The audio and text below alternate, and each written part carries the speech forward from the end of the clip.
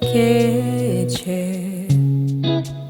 sonsuzluk gibi hissedilir ve de yüreğime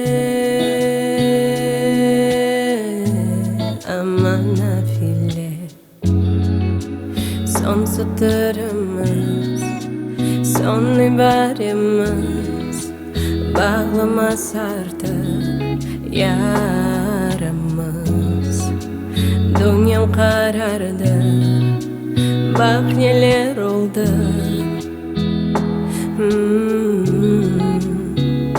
Dediler geçer ağrı ama öyle değil, çaresiz ile kaldım.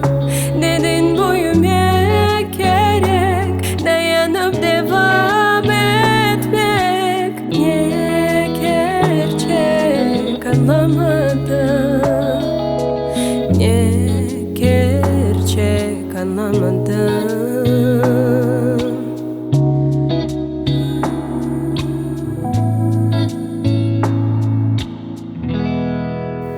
Ne kadar uzun, ne kadar uzun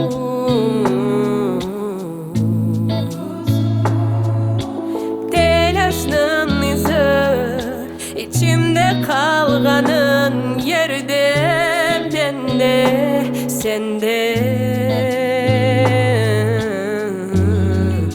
Son satırımız, son ibaremiz bağlamaz artık yaramız. Dünyam karardı, bak neler oldu. Dediler geçer ağrı ama öyle değil, çaresiz ile kaldım. Dedin büyümek gerek, dayanıp devam etmek. Niye gerçek anlamadım.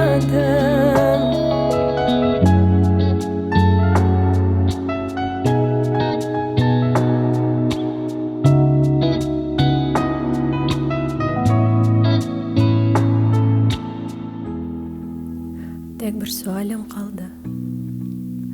Айтмаға неге кеттің, yok mu başka sebebin unutma için. Yara kapansa da içimde ağıra, айтмаға geçer ağrı ama öyle değil, çaresiz ile kaldım. Dedin büyümek gerek, dayanıp devam etmek. Niye gerçek anlamadım.